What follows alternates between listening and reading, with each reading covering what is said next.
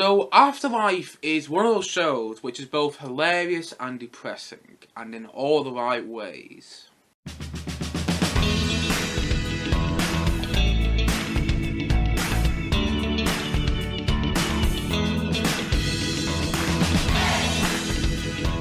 Afterlife Season 3. Now, Afterlife Season 3 is completely written and directed by Ricky Gervais. And basically, the series is a follow-on from the first two seasons of Afterlife, which basically follows the story of this character named Tony, played by Ricky Gervais and so, who's basically dealing with the loss of his wife who died from cancer. And I'm a fan of Ricky Gervais. Honestly, I've really enjoyed his work in the past. I've really liked what I've seen in The Office. I haven't seen much of The British Office, but I really liked what I've seen of it. And also, I love Extras.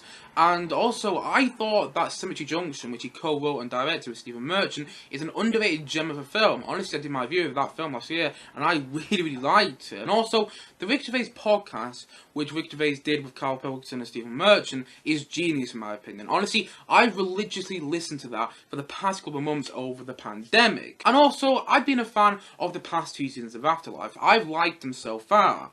And naturally, I'm a fan of Afterlife Season 3 as well. Honestly, I think it's a really good piece of television, and I think it works for a lot of reasons. I really do. And even so, the show does have its problems. Like, I wish the episodes were longer. Each episode is like 25 minutes, and I wish they were longer. And also, I wish there was more episodes as well, because there's only 6 episodes in the series, and I don't know how many there were last series, but man, I wish there was at least 8 episodes or something like that. This is one of those series where I wish there was more episodes. You know, I wish there was more than 6 episodes. And also, there are some weird jokes in the series that don't really work for me. Like, there's quite a lot of sex jokes in the series, which just, didn't work for me personally. And also, sometimes the series just get quite depressing, and you kind of want someone like Stephen Merchant to come in, like, write an episode and make it more upbeat. But saying that, though, it's understandable why the show is so depressing. In fact, it's kind of why it works.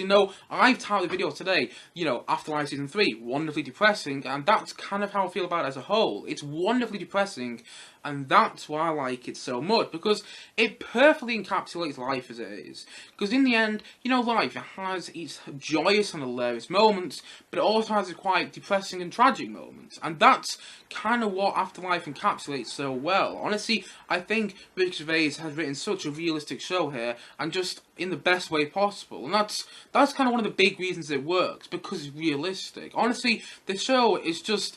You feel like you're watching these real-life characters, and on the surface, that sounds like quite a small thing, but then actually, when you think about it in the context of this show in particular, it's quite a big thing. Honestly, it really is. Like, all the characters, whether they're mean, whether they're grumpy, whether they're a bit rude, whether they're disgusting, or whether they're really nice, they're all realistic, and that's what I like about them so much. Honestly, Ricky Gervais, he writes characters so well, and also, you really believe in them. Even the disgusting characters, like there's one that hangs out around, like, the news place where Ricky Gervais' character Tony works, who's one of the main characters of the show. He basically just flirts with his wife, and he's a really disgusting character, but he's written really well, because most of the stuff he says is really realistic. Even so it's disgusting, it's realistic, it's how people talk. And also, even so some of the characters are a bit weird and just rude, that's what life's like. That's what people in life are like. And I think that's what Ricky Gervais perfectly encapsulates for this show. And also, I think Ricky Gervais' emotional range, both in writing and in acting, is really showcased in the show as well. Honestly, especially in this season, just his performance is so good. It really is. I think this is probably Ricky Gervais' best piece of acting. I mean, I think he's incredible as David Brent, and I also think he's so good in Extras, and I think he's great in everything he's been in. But here, he's doing a much more emotional and serious role, and I think that works really well, and I think he really embodies that, and I think his performance is brilliant in the show, and also I think his emotional range in his writing is fantastic as well, because he wrote all 6 episodes of the show, and there's some episodes which is outrageously funny. Honestly, there's moments, like, in the first episode in particular, at the end of the first episode, there's one moment where basically Ricky Gervais' character Tony throws a cactus through someone's car window, and it's a hilarious moment at the end of the first episode. But then in the last episode of the series,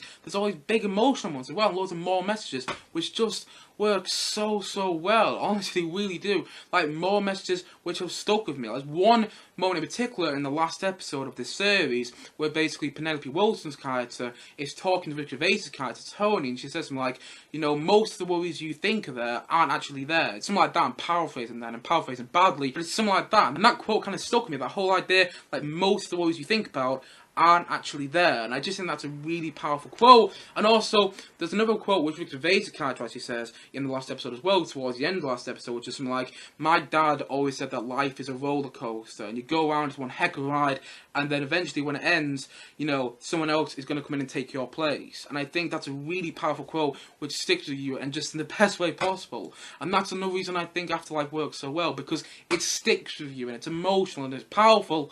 And also, for me personally, it works on a quite big personal level. I'm going to talk about this. Basically, in my life right now, there's someone who has cancer, who's quite close to me.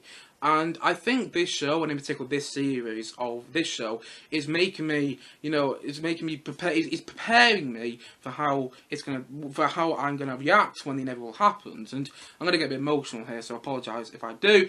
But yeah, basically, I think this show is, you know, kind of preparing me for the next couple of months, because eventually I will lose someone who's close to me who has cancer, and I think this show is preparing me for that, and in the best way possible, and I really like it for that. Honestly, you know, in the last episode in particular, I was almost in tears, because, you know, it's preparing me for what's going to happen in the inevitable in the next couple of months, and, you know, I kind of like it for that reason. I'm not explaining that well, but basically it's working me on a personal level, because soon in the next couple of months I'm going to lose someone who's close to me because of cancer, and I think this show is going to help me with that. I think quite a lot of the messages in the show, I think, especially in this series as well, are really going to help me with dealing with that. And one of the reasons I really love this show. So even though it's got loads of problems, it works on a big personal level. And that's all I'm going to say about that. Because I want to keep that private. I'm not going to go into detail there.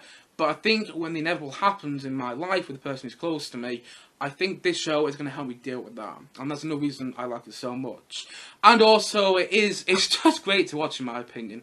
It's another show which Ricky Gervais has written so well. It's another piece of television, just another piece of, you know, TV in general. It's just another piece of writing in general, that's what I'm trying to say, which is just so fantastic from Ricky Gervais. Honestly, I really like his work. From what I've seen from most of his work, I've liked it so much. And I think Afterlife, he's done it again. I think he's done it again with Afterlife. Honestly, just talking about it now is quite an emotional thing, because I do think the ending for the show is perfect. I think he ended the show perfectly. I think the last few minutes of the last episode, I've said it before and I'll say it again, they are perfect. I really do think they are. And I'm not going to go on about Afterlife anymore, because I've talked about it already, and I'm getting quite emotional to talk about it now.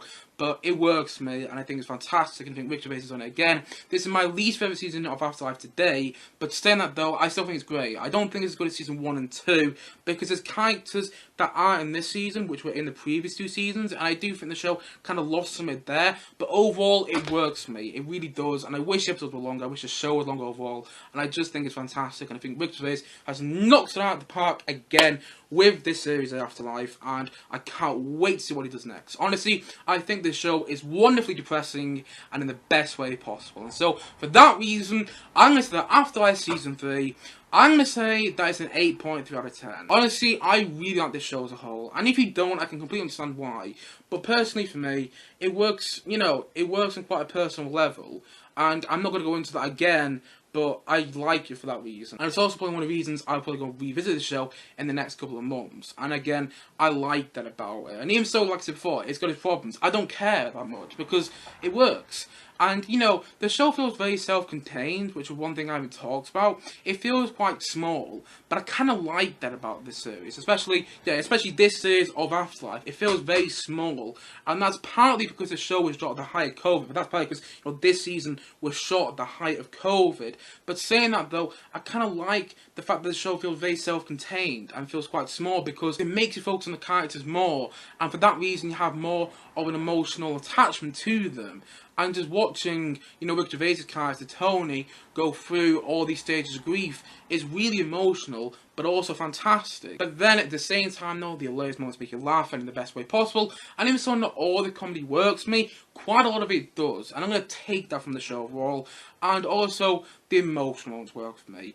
And I'm a sucker for emotional moments in a TV show and a film. And that is why this show works for me, because it's emotional, and the emotional messages work. And especially in the last episode, man alive, I was almost in tears. I really was, because it's just so well written, and that last episode really got to me. It works for me, and I like it quite a lot. It's wonderfully depressing, and I just think I think it's fantastic. And so, all in all, I'm going to say that Afterlife Season 3, I'm going to say that it's an 8.3 out of 10 from me.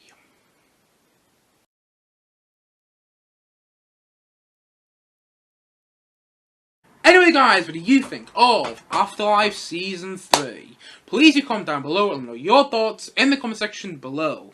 Anyway guys, thank you as always for watching, and if you haven't yet, please do click down below and subscribe on this video, and look forward to many more, both film and TV reviews, coming very soon on this channel. See you guys again soon, but bye for now, bye!